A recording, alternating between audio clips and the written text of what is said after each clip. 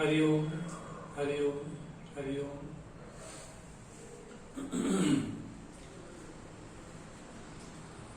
कुछ अंतराल के पश्चात आज हम पुनः सुंदरकांड पे विशेष हम चर्चा करेंगे। हमने माघ मास के उपलक्ष्य में श्री रामचरितमानस के पंचम सोपान सुंदरकांड पे विशेष चर्चा करने का विषय चुना था। भगवान की जो लीला विशेष है, कृपा विशेष है, उनकी जो कठोर कृपा है और उनकी जो मधुर कृपा है, उसको समझ पाना थोड़ा कठिन सा है। प्रसंग विशेष चल रहा था, इसी बीच मेरे पिताश्री का स्वर्गवास हुआ। तो उस अंतराल के पश्चात मैं पुनः आप सबके समक्ष उपस्थित हुआ हूं और पवन कुमार पवन तनय शंकर सुवन केसरी नंदन श्री हनुमान जी की कृपा मेरे पिताश्री पे बनी रहे, उनको वैकुंठ धाम प्राप्त हो, ऐसी भगवान से अहर्निश प्रार्थना करता हूं। भगवान की मर्जी के सामने कहूं या जीवन की यात्रा के सामने कहूं तो वहां पर व्यक्ति निशब्द हो जाता है। जैसे जीवन की यात्रा है, उस यात्रा को पूर्ण करके मेरे पिताश्री वैकुंठ धाम को प्राप्त हुए हैं और भगवान के चरणों में नित्य उनको निवास प्राप्त हो, ऐसे भगवान के चरणों में मेरी प्रार्थना है। माघ मास के उपलक्ष्य में हमने सुंदरकांड पे विशेष चर्चा प्रारंभ की थी। अब पुनः उस विषय को आगे ले जाते हुए हम आज से ही सत्र को पुनः प्रारंभ करते हैं। भगवान को, पूज्य गुरुदेव को नमन करते हुए, प्रार्थना करते हुए हम आज का सत्र प्रारंभ करते हैं।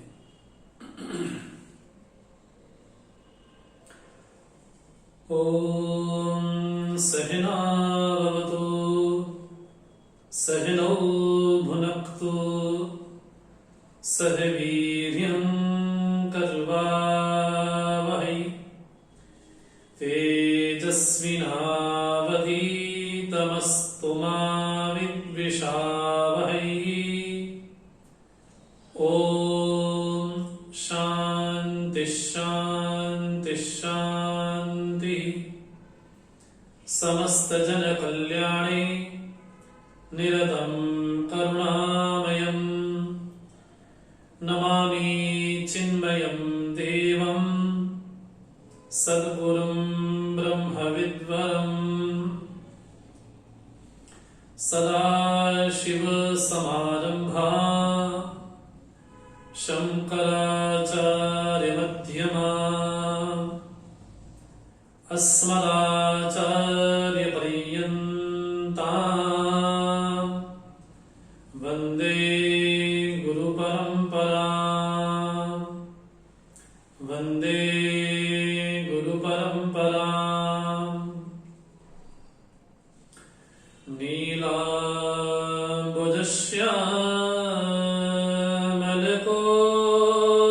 नीलाम्बुजश्यामलकोमलाङ्गं सीता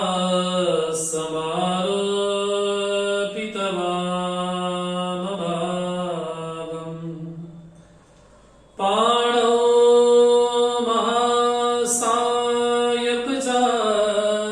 महासायकचारुचापं नमामि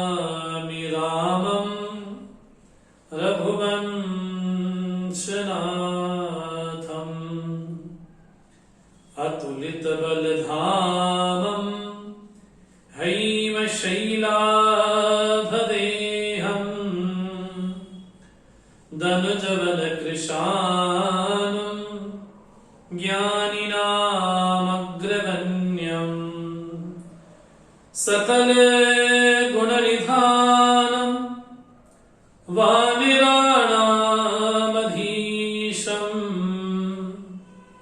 रघुपति प्रिय भक्तं वातजातं नमामि। रघुपति प्रिय दूतं वातजातं नमामि।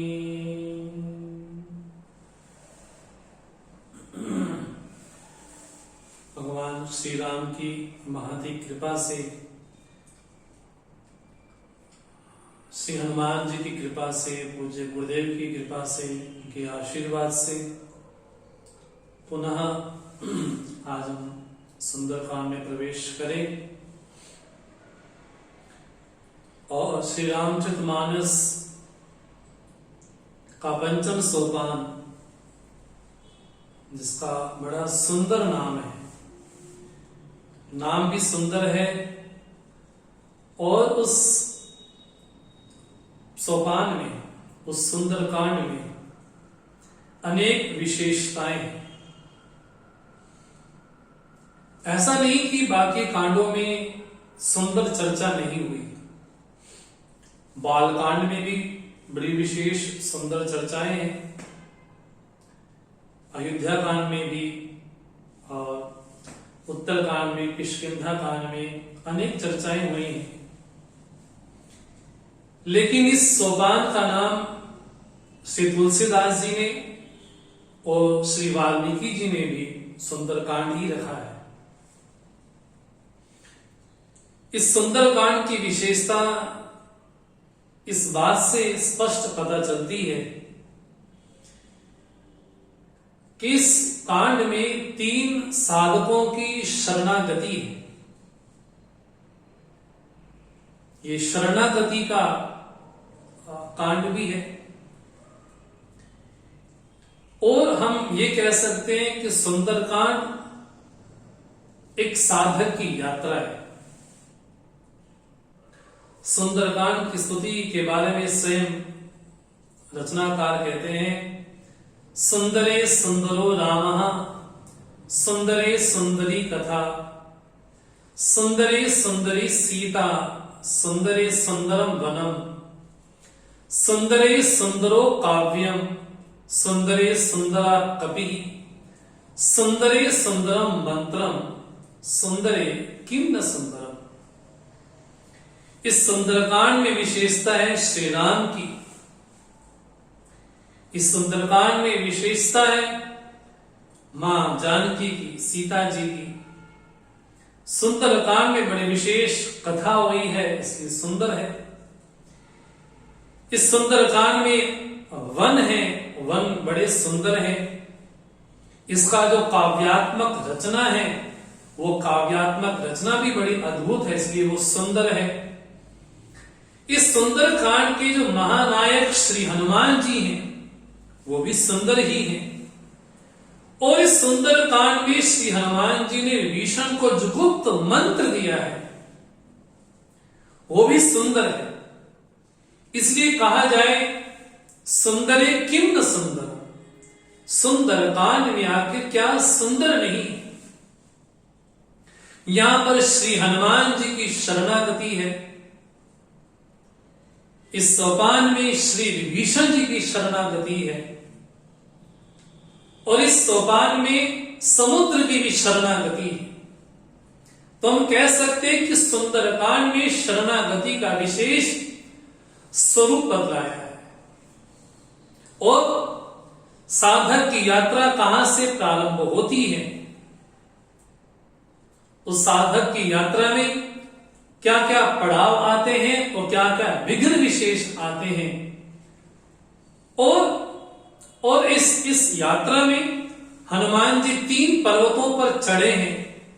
वो वो पर्वत विशेष क्या है, उनका आध्यात्मिक रहस्य क्या है। और सबसे विशेष बात कि श्री हनुमान जी ने समुद्र लांघा, वो आध्यात्मिक दृष्टि से समुद्र क्या है। इसलिए इस सत्र का जो हमने नाम विशेष दिया वो ये दिया, सुंदरकांड के गूढ़ रहस्य। आखिर वो समुद्र किस चीज का प्रतीक है।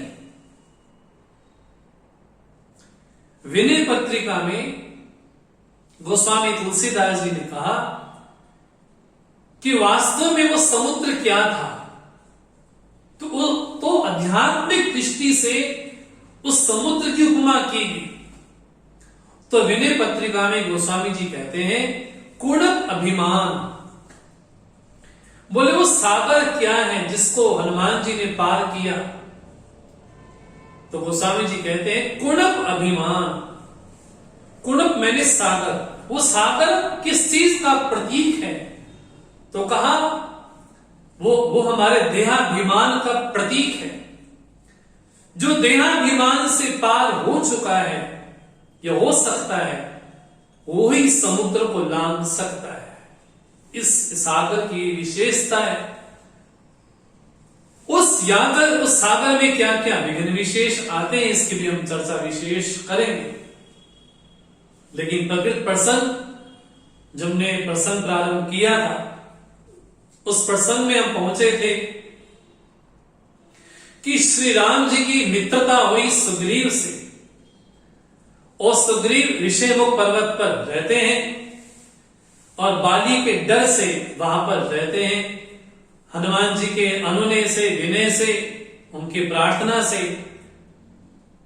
श्री राघवेंद्र सरकार और श्री लक्ष्मण जी हनुमान जी के कंधों पर बैठ करके सुग्रीव के पास पहुंचते हैं और उनसे मित्रता होती है। देखा जाए सुग्रीव से बलशाली तो बाली था। अगर भगवान श्री राम अगर बाली का सहारा लेते, अगर बाली का आश्रय लेते, तो शायद हो सकता था कि बहुत जल्द अति शीघ्र मां जानकी का पता चल जाए। और बाली की विशेषता भी इस तरह से है कि उसने 6 महीने तक रावण को अपने बगल में रखा। वो बड़ा बलशाली था।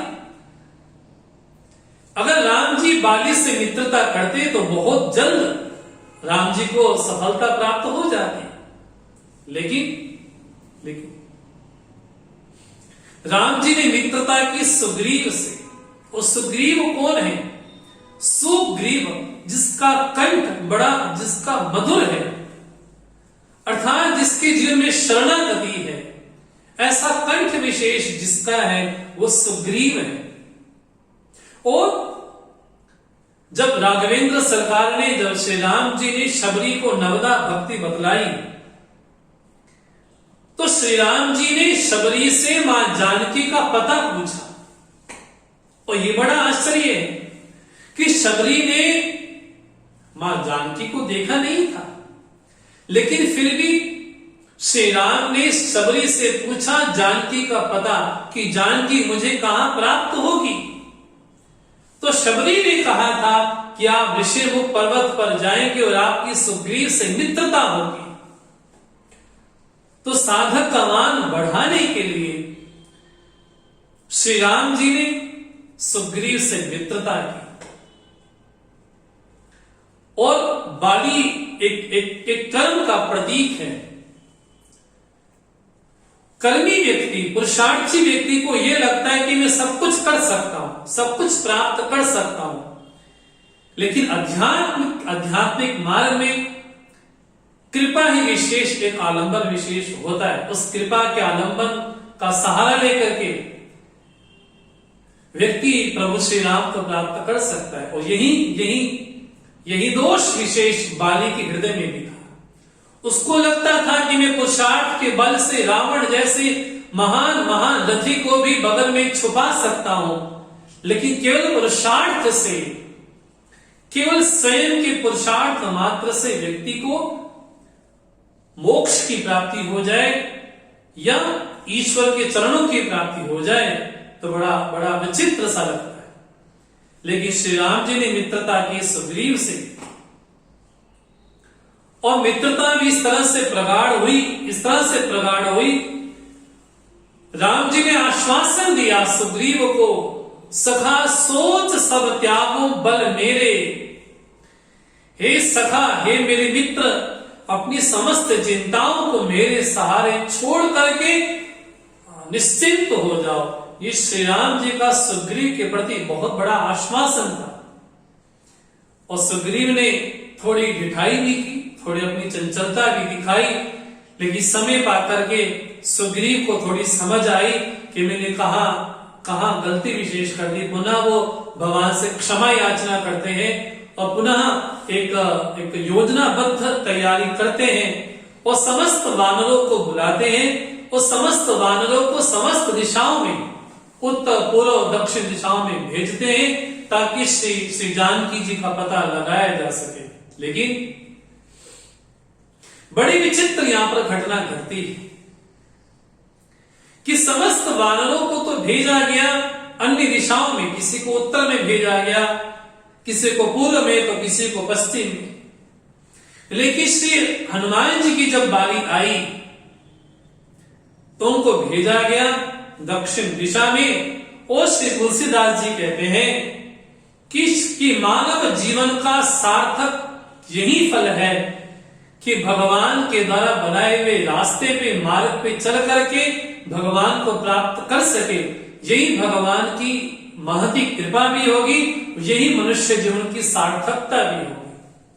स्मरण आता है वाणी का, ग्रंथ साहब में कहा गया कि मनुष्य जीवन का फल विशेष क्या है, तो कहा भई प्राप्त मानुख देवरिया, गोविंद मिलन की ए तेरी बरिया।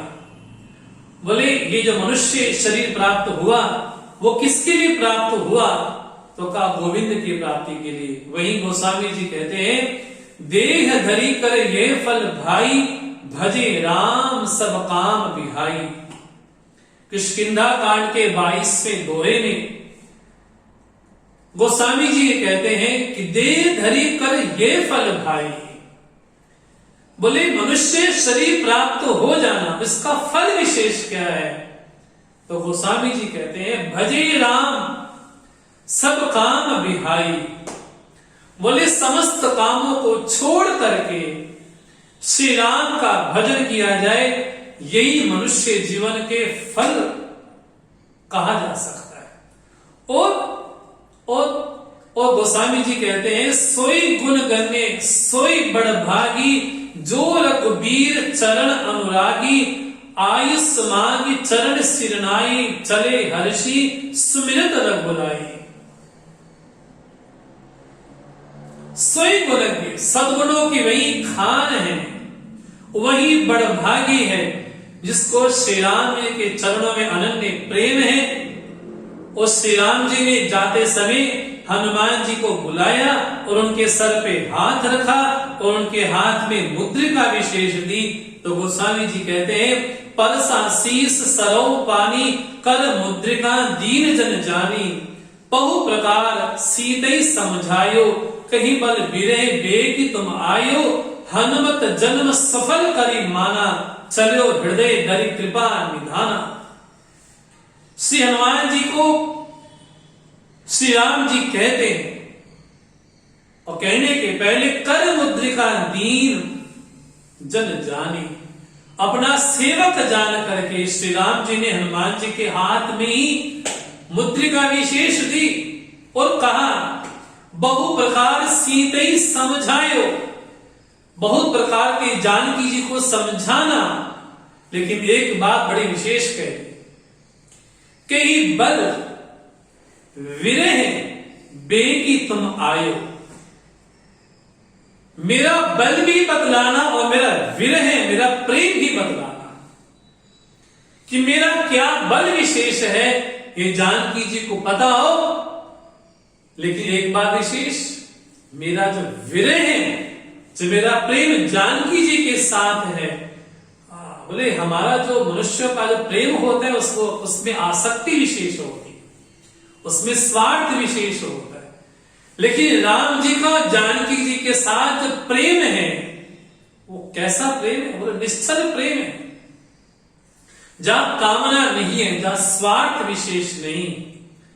यहां पर गोस्वामी जी राम जी के बारे में बोलते हैं, हनुमत जन्म सफल करी माना। हनुमान जी को लगा कि आज मेरा जन्म लेना सार्थक हो गया है। और ये हुआ भी सही। जब श्री राम की आज्ञा पाकर के श्री हनुमान जी लंका यात्रा से वापस आते हैं और यही बात श्री हनुमान जी कहते हैं, जो बात चलते समय हनुमान जी कह रहे हैं, हनुमत जन्म सफल करी माना, अपना जन्म सार्थक माना कि मैं किसी काम तो आ सका, मैं श्री राम जी के काम तो आ सका।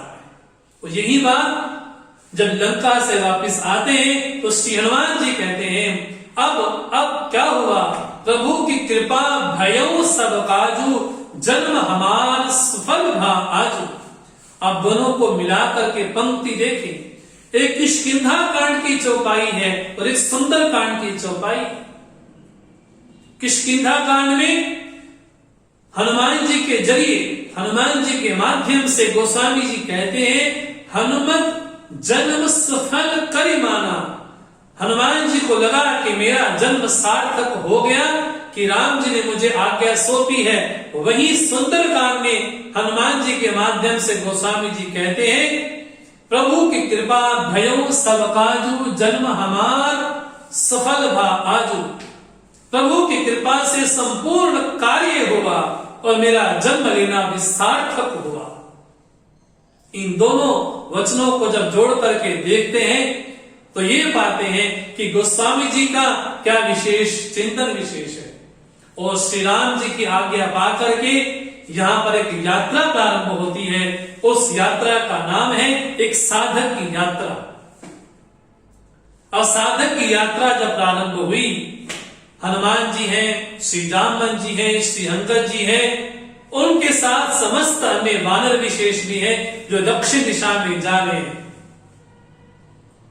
दक्षिण दिशा में जाते जाते एक मास उनको होता आ रहा है और भूख प्यास से बड़े व्याकुल होते आ रहे हैं। और ऐसे व्याकुल हो रहे हैं कि मानो के भी प्राण ही निकल जाए।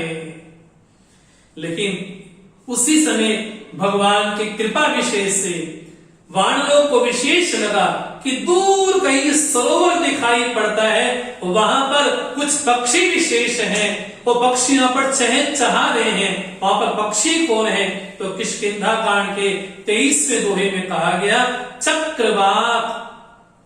जहां श्री हनुमान जी एक चोटी पे चढ़ते हैं। जब वानरों ने कहा हनुमान जी से कि कहीं हमको पता दिखाई नहीं पड़ रहा, अपने प्राण कहां बचाएं, तो वानरों को लगता है कि दूर कहीं सरोवर में कहीं पक्षी चहचहा रहे। इसका मतलब है कि वहां पर जरूर कोई सरोवर विशेष होगा। हनुमान जी से प्रार्थना की गई। वहां पर हनुमान जी एक टीले पे चढ़ते हैं।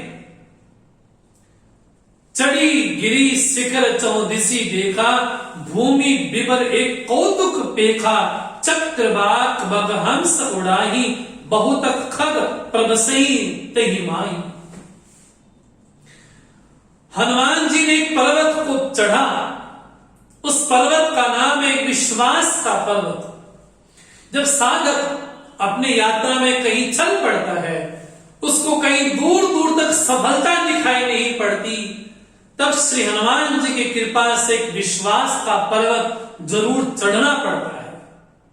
उस विश्वास रूपी पर्वत पर जब श्री हनुमान जी चढ़ते हैं तो क्या देखते? सरोवर है और वहां पर केवल जल मात्र दिखाई नहीं पड़ रहा है। वहां पर देर दिखाई पड़ रहा है कि कहीं बगुले हैं, कहीं कहीं चकवे हैं, तो कहीं हंस विशेष है, लेकिन जल में दिखाई नहीं पड़ा। दिखाई पड़ा यहां पर अभी केवल पक्षी विशेष ही, और भगवान की कृपा विशेष कभी दिखाई नहीं पड़ती। वो दूर से अदृश्य ही रहती है। किसी ने पूछा कि भगवान की कृपा किस हेतु से होती है, तो कहा कि भगवान की कृपा किसी हेतु से नहीं होती, भगवान की कृपा तो अहेतु की होती है। और उस सरोवर में जो पक्षी विशेष है वो कौन है? बोले कहीं चकवे हैं, तो कहीं बगुले हैं, तो कहीं हंस हैं। बोले वो कौन है? बोले कोई विषयी है, कोई साधक है, तो कोई सिद्ध वहां पर है। एक विषय रूपी है व्यक्ति होते हैं, एक साधक रूपी व्यक्ति होते हैं, और एक सिद्ध श्रेणी के व्यक्ति होते हैं। सिद्ध व्यक्ति भी भगवान की कृपा का आलंबन लेते हैं, और विषयी भी, उस साधक भी।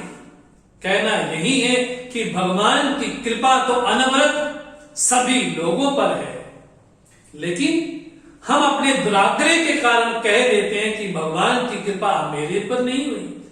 ये वैसा ही होता है कि वर्षा तो हर जगह होती है, लेकिन कोई अपना पात्र ही उल्टा करके बैठ जाए और दोष ये दे कि ये जो वर्षा कितनी कठोर है, इसने मेरा पात्र नहीं भरा। पात्र तो तभी भरना संभव है जब पात्र को सीधा किया जाए, अर्थात जीवन में भगवान की कृपा हर मनुष्य पर है, लेकिन कोई अपना पात्र ही उल्टा करके बैठ जाए, बोले वहां पर तो कृपा कैसे संभव होगा। अब यहां पर जब श्री हनुमान जी के सहित वानर जब सरोवर पर पहुंचते हैं तो क्या देखते हैं? एक स्वयं प्रभा नाम की एक ऋषि कन्या वहां पर बैठी है, और स्वयं प्रभा ने देखा कि वानर आए हैं, भूख प्यास से व्याकुल हैं, तो स्वयं प्रभा ने पूछा कि तुम कौन हो और यहां पर किस कारण आए हो? तो वानर बोलते हैं कि श्री सुग्रीव ने हमको कहा कि आप जानकी जी का पता लगा करके आओ, अगर उनका पता नहीं लगाओगे तो 1 मास तो यहाँ पर पूर्ण होते होते आया है, अगर वापस नहीं पहुंच पाए तो हमारी मृत्यु संभव है, इसलिए हम क्या करें हमें समझ नहीं आ रहा। तो स्वयं भगवान ने कहा कि पहले तुम कुछ खा लो, कुछ जल पान कर लो, उसके बाद मेरे से बात करो। तो समस्त वानरों ने जलपान किया, कुछ फल विशेष खाए और स्वयं प्रभा के पास पहुंचे। तो स्वयं प्रभा ने कहा कि अब बताओ किस कार्य से आए हो? तो स्वयं प्रभा से दोबारा वानरों ने कहा कि हम मां जानकी की खोज में यहां पर आए हैं। लेकिन स्वयं प्रभा एक बात बोलती है, बड़ी विचित्र बात बोलती है। स्वयं प्रभा कहती हैं कि अब तक तुम जानकी जी को जो ढूंढ रहे हो, क्या आंखें खोल के ढूंढ रहे हो या आंखें बंद करके ढूंढ रहे हो? वानरों को लगा ये कैसे विचित्र सी बात बोलते हो, अगर जानकी जी का पता लगा रहे हैं तो आंख खोलकर ही लगाएंगे। जीवन में बड़ी 2 विशेष बातें हैं, एक नेत्र खोलना और नेत्र बंद होना, ये दोनों आवश्यक है जीवन में। नेत्र खुलना भी आवश्यक है और नेत्र बंद होना भी आवश्यक है। नेत्र खोलेंगे तो श्रम कर पाएंगे, जगत का काम कर पाएंगे, लेकिन जगत का काम करते करते भी व्यक्ति को विश्राम भी चाहिए। तो नेत्र खुलना भी जितना आवश्यक है उतना नेत्र बंद होना भी आवश्यक है। तो जीवन में श्रम भी हो और जीवन में विश्राम भी हो, ये दोनों आवश्यक है। तो स्वयं प्रभा पूछती हैं कि आप जो जानकी जी की खोज कर रहे हो वो नेत्र बंद करके कर रहे हो या नेत्र खोल करके कर रहे हो? तो वानरों ने कहा कि हम तो नेत्र हम खोल के ही देख रहे हैं। तो स्वयं प्रभा ने कहा यही तो गलती कर रहे हो, अगर जानकी जी का पता लगाना है तो नेत्र खोल के नहीं, नेत्र बंद करके जानकी जी का पता लगाया जा सकता है। और यही आध्यात्मिक यात्रा में यही संदेश है। जब यात्रा करते करते, जब साधना करते करते व्यक्ति को अंतर्मुख होना पड़ता है, जब अंतर्मुख होते हैं तो भगवान की कृपा विशेष से एक स्वयं प्रभा मिलती है। वो स्वयं प्रभा क्या है? वो स्वयं प्रभा आत्मिक शांति है। वो स्वयं प्रभा क्या बोलती है? मूंदो नयन बिबर तजी जाहू पैनु सीते जनि पछतायो नयन मूंदी पुनि देखी वीरा ठाड़े सकल सिंधु के तीरा। स्वयं प्रभा बोलती है, मूंदो नयन बिबर तजी जाओ, अपने नेत्रों को बंद करो और गुफा से बाहर हो जाओ। ये बड़े बड़े आश्चर्य वाली घटना यहां पर घटी। हम साधकों को लगता है कि जीवन में चलने से ही, पुरुषार्थ से ही प्राप्त होगा, लेकिन स्वयं प्रभा ये संदेश देती है कि जीवन में केवल पुरुषार्थ के माध्यम से उसको प्राप्त नहीं किया जा सकता। जीवन में साधक को अंतर्मुख भी होना पड़ता है। जब स्वयं प्रभा ये कहती है मूंदो नयन, अपने नेत्र बंद करो, अर्थात भीतर जाओ, अर्थात भीतर प्रवेश करो, अर्थात भीतर की गहराई में जाकर के जो शांति रूपी सीता है, तो शांति रूपी सीता को प्राप्त करो। और जानकी जी कौन है? कोई शांति स्वरूपा मानता है, कोई भक्ति स्वरूपा मानता है, कोई शक्ति स्वरूपा मानता है, तो कोई इसको जननी मानता है। हम समस्त साधकों में भी कोई उस तत्व को शांति कह देता है, कोई तत्व को भक्ति कह देता है, कोई तत्व को कोई शक्ति कह देता है, लेकिन तुलसीदास जी कहते हैं मेरे लिए वो जननी है। इसलिए कई प्रसंग ये कहा जाता है, जननी जन्मभूमिस्थ सरकार बिगरीयसी। जननी और जन्मभूमि बोले स्वर्ग से भी बढ़ करके है। ये जननी और जन्मभूमि की ये विशेषता है। समस्त बानर स्वयं प्रभा की बात को मानते हैं, लेकिन बड़े विचित्र चुटकी गोस्वामी जी लेते हैं यहां पर। क्या? नयन मूंदी पुनि देखे वीरा।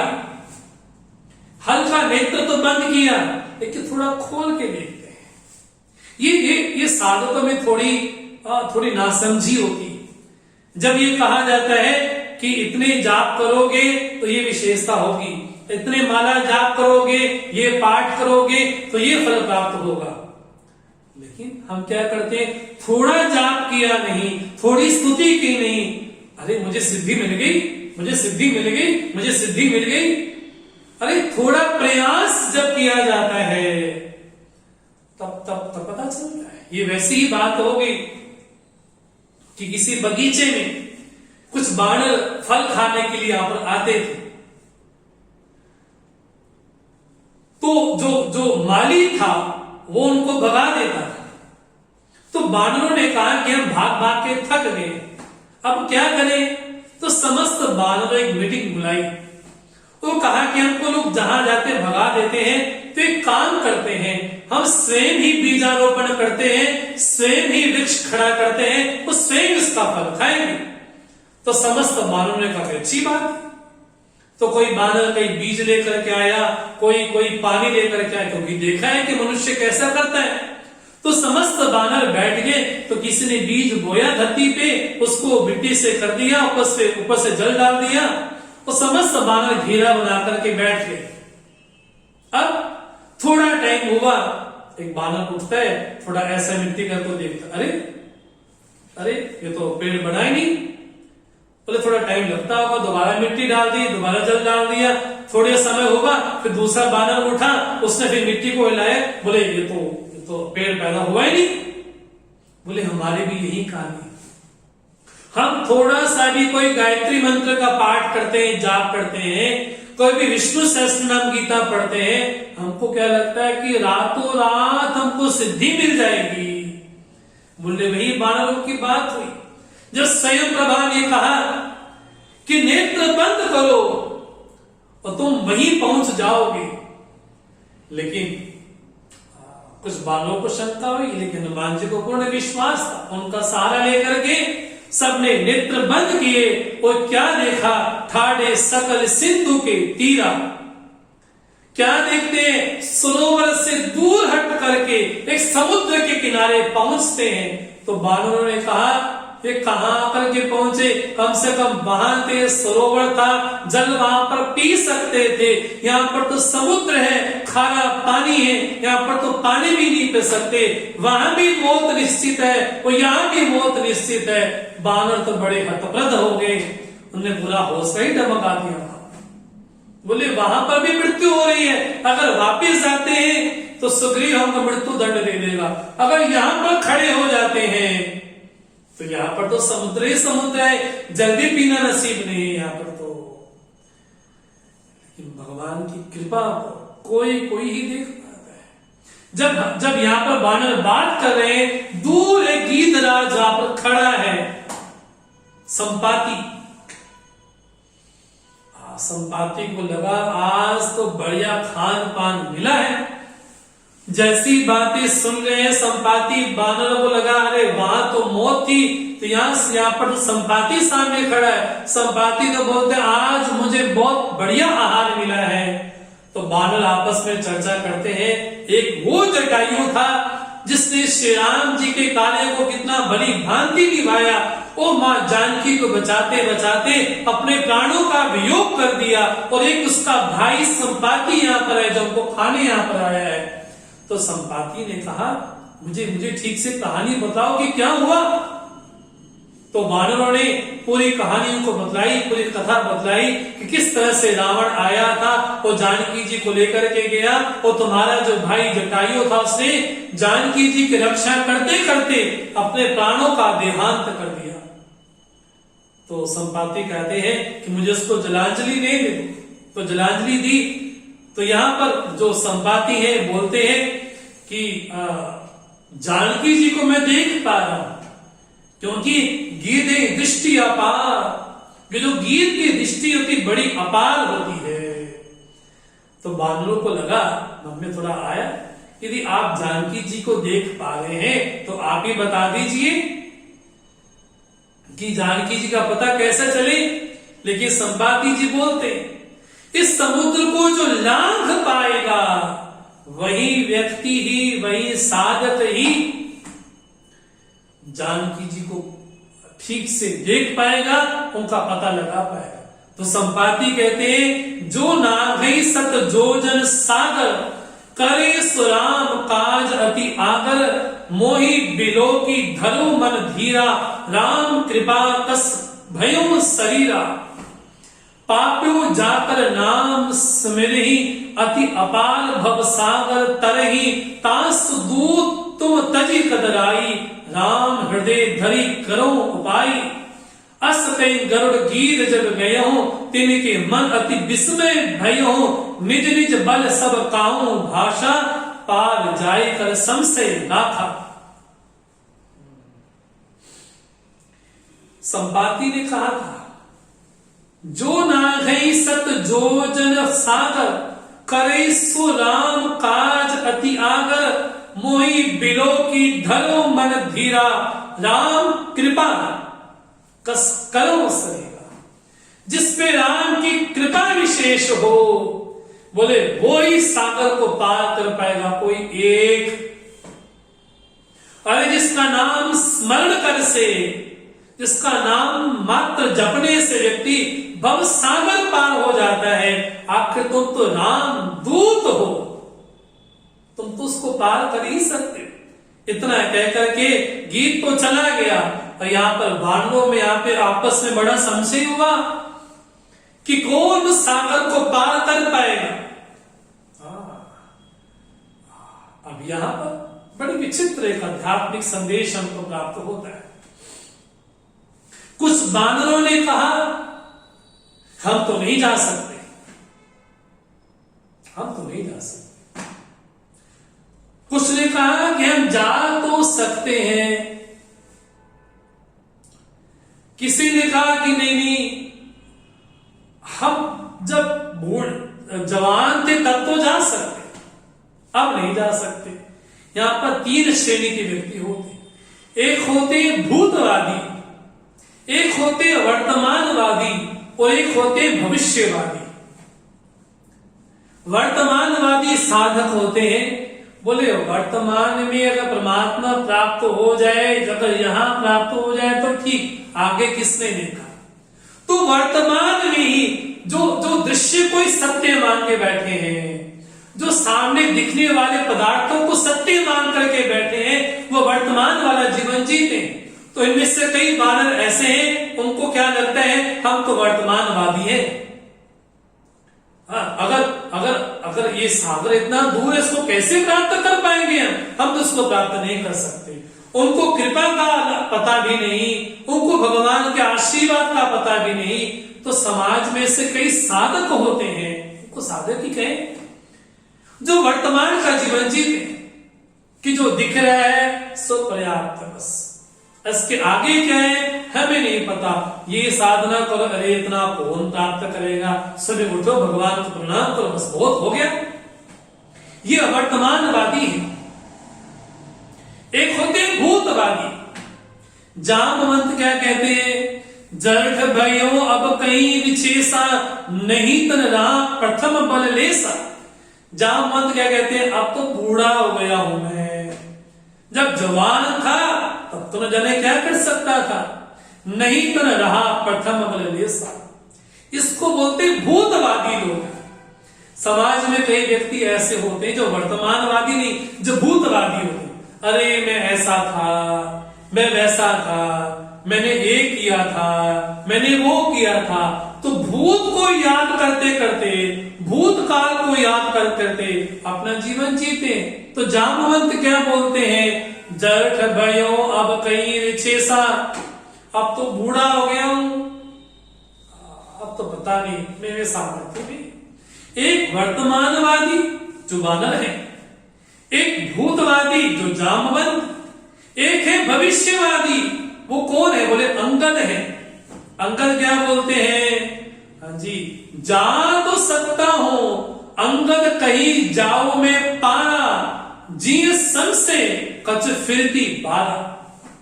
जा तो सकता हूं लेकिन वापिस आऊंगा कि नहीं आऊंगा इसमें मुझे संशय है। ये कौन है, बोले भविष्यवादी लोग हैं।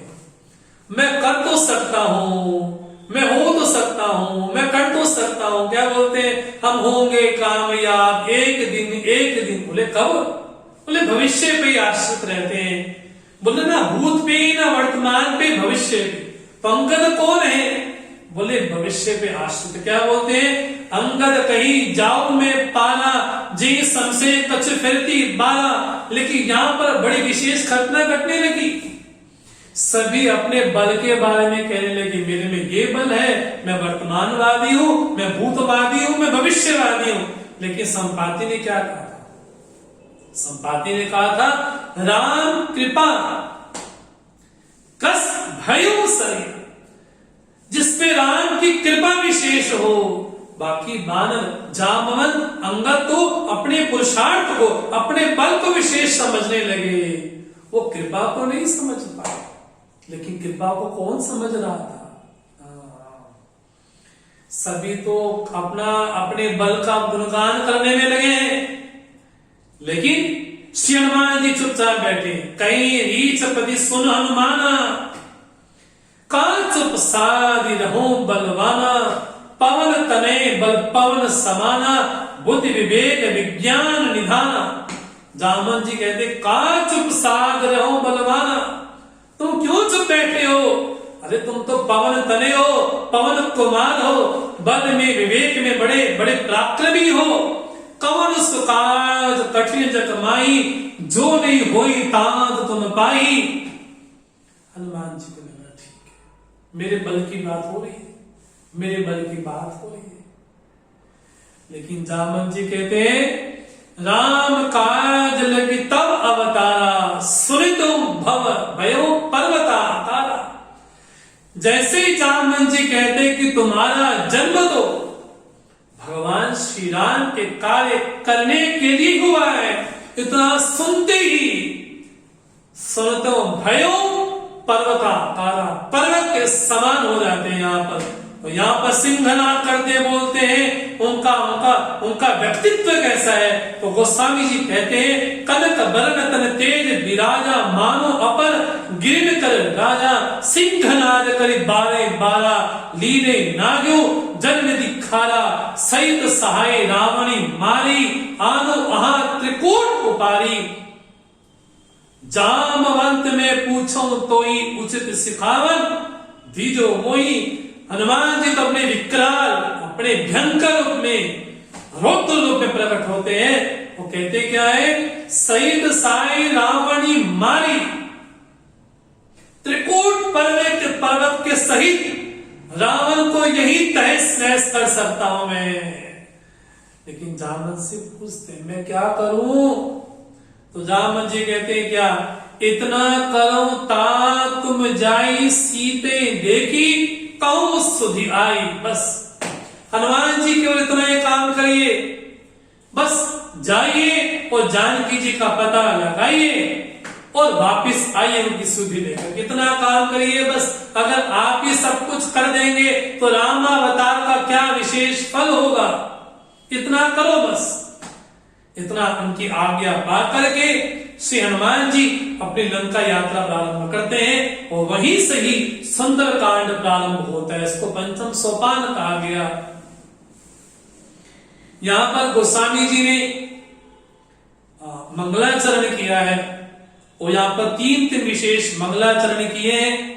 कहीं क्योंकि यहाँ पर राम जी भी हैं, यहाँ पर जानकी जी भी हैं और यहाँ पर श्री हनुमान जी भी, इसलिए तीन मंगलाचरण यहाँ पर करते हैं इस कांड विशेष में। तो भगवान को नमन करें, उनको प्रणाम करें और मंगलाचरण के माध्यम से इस सोपान को, इस कांड को प्रारंभ करें। मंगल आचरण भी जीवन में हो, मंगल आचरण हो, हमारा व्यवहार भी मंगल हो, कष्टप्रद न हो। अब गोस्वामी जी वंदना करते हैं श्री राम जी की और प्रथम श्लोक में भगवान के सगुण और निर्गुण दोनों स्वरूपों का वर्णन श्री गोस्वामी जी यहां पर करते हैं। भगवान का जो सोपाधिक स्वरूप है और भगवान का जो निरुपाधिक स्वरूप है, जो भगवान का सगुण रूप है, जो निर्गुण रूप है, दोनों को लेकर के ही श्री गोस्वामी जी यहां पर वंदना करते हैं। और आपको स्मरण हो, गोस्वामी जी ने जब रामचरितमानस प्रारंभ की तो 12वें दोहे में गोस्वामी जी ने कहा श्री राम जी की स्तुति में, एक अनीह अरूप अनामा अज सच्चिदानंद परधामा व्यापक विश्वरूप भगवाना तई धरिदे चरित कृतनाना। ये भगवान के निर्गुण स्वरूप को और भगवान के सगुण स्वरूप को दोनों का वर्णन श्री गोस्वामी जी करते हैं कि भगवान कौन है वास्तव में देखा जाए, बोले एक है। एक मैंने एति एका, जो हर जगह गया हुआ है उसको बोलते एक है। एक अनीय, जिसमें कोई इच्छा नहीं है, जो अरूप है, जो अनाम है, जो सच्चिदानंद है, बोले वही सोई धरि देह चरित कृत नाना। बोले वही अरूप रूपवान होता है, वही अनाम नाम वाला हो जाता है केवल भक्तों के लिए।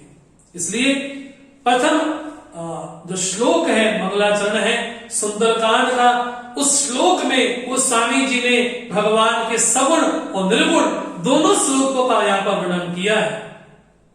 तो गोस्वामी जी क्या कहते हैं, शांतम शाश्वतम अप्रमेयमनघम निर्वाण शांति प्रदम ब्रह्मा शंभु फणेन्द्र सेव्य मनिषम वेदांत वेद्यम विभुम रामाख्यम जगदीश्वरम सुरगुरुम माया मनुष्यम हरिं वंदेहम करुणाकरम रघुवरम भूपाल चूड़ामणि।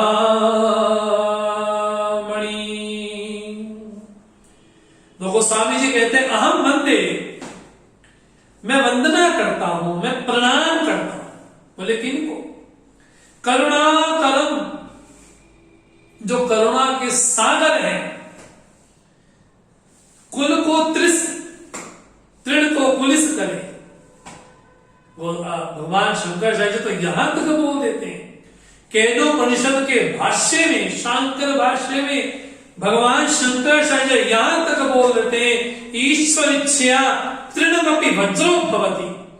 ईश्वर की इच्छा से तृण भी वज्र हो सकता है। तो गोस्वामी जी कहते हैं करुणा कलम अहम वंदे, जो करुणा के सागर हैं उनको मैं नमन करता हूं, प्रणाम करता हूं। कौन है? रघुवरम, जो रघुकुल में श्रेष्ठ है, और बोले भोपाल चूड़ामणि, बोले राजाओं के भी महाराजा अधिपति हैं, ऐसे श्री राम जी की मैं वंदना करता हूं। तो पूछा गया कि राम जी का स्वरूप क्या है?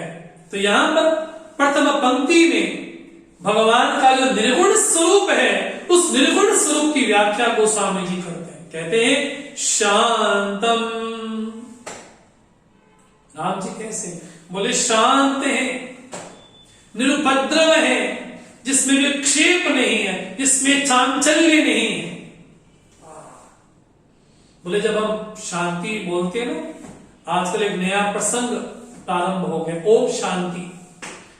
अरे हमारा ग्रंथ बोलते ओम शांति मात्र नहीं, ओम शांति ही शांति ही शांति। ये त्रिविध 3 बार बोला गया है, ये वेदों में ही कहा गया है। उस अपने अपने मूल परंपरा को हम पहचाने। जब शांति शब्द कहा जाता है तो शांति मतलब क्या? शांति में प्रथम बात यह है कि वहां पर कोई विक्षेप ना हो। दूसरी, शांति उस चीज को कहा गया व्यक्ति उस स्थिति के प्रति हमेशा जागृत रहे।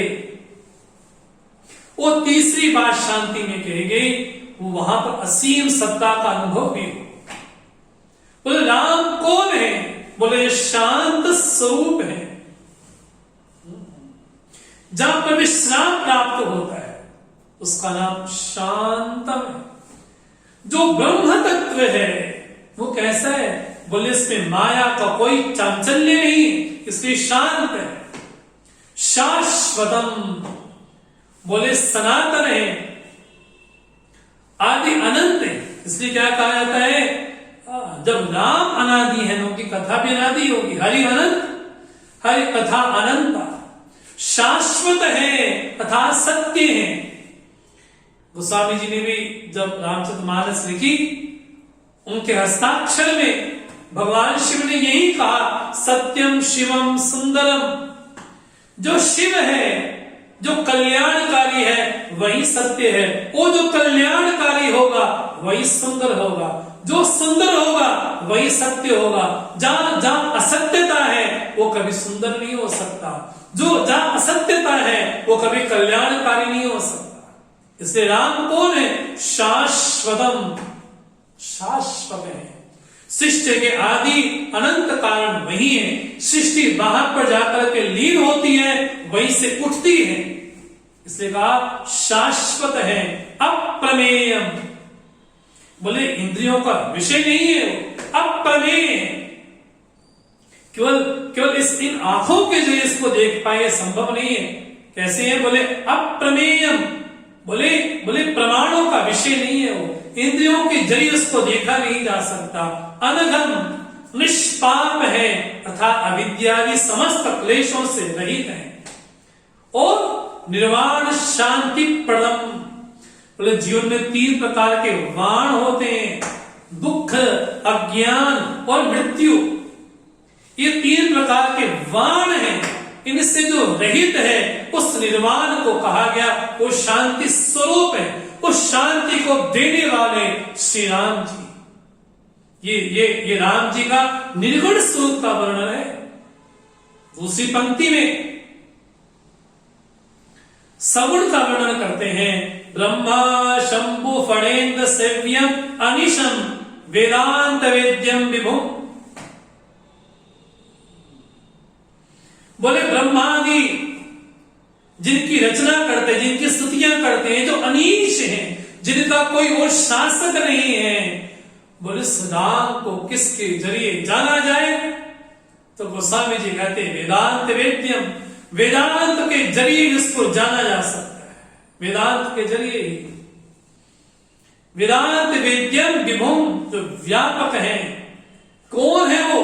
रामाख्यम, जगत में जिसको राम शब्द से कहा गया। सीकर दे त्रैलोक सुपासी, है ना? जब वशिष्ठ ने नामकरण किया राम जी का तो क्या बोलते हैं?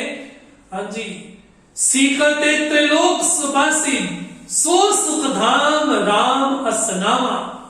सुखों के धाम है, राम है, जो जगदीश्वर है, जो जगत पे शासन करने वाले हैं। सुर गुरुम, देवताओं के भी वही गुरु हैं, लेकिन बोलते बोलते जो वास्तविकता है उस वास्तविकता से बिल्कुल जाहिर कर दिया।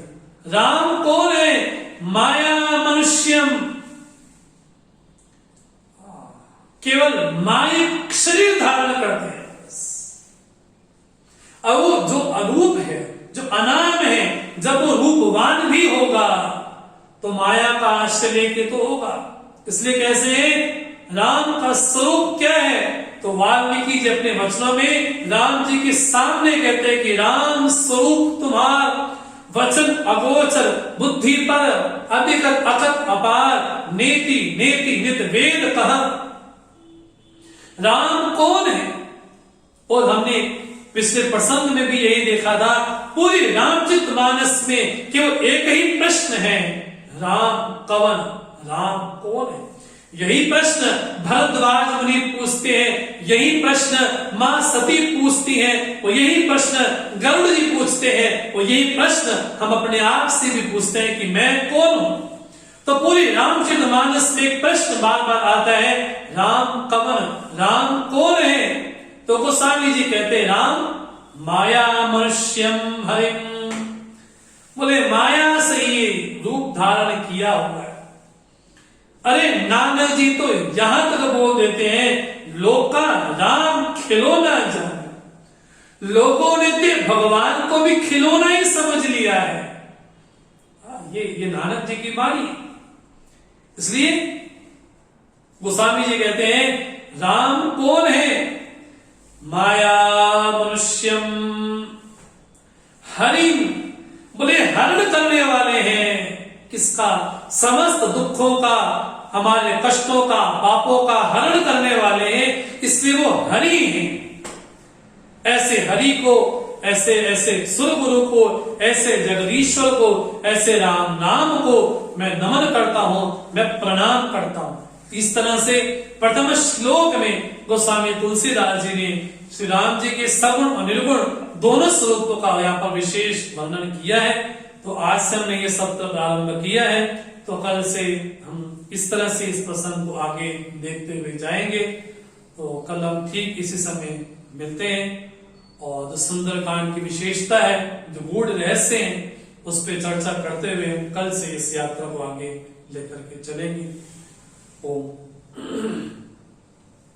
ओम पूर्णमदः पूर्णमिदं पूर्णात् पूर्णमुदच्यते पूर्णस्य पूर्णमादाय पूर्णमेवावशिष्यते। ओम शांति शांति शांति। हरि ओम। श्री गुरुभ्यो नमः। हरि ओम।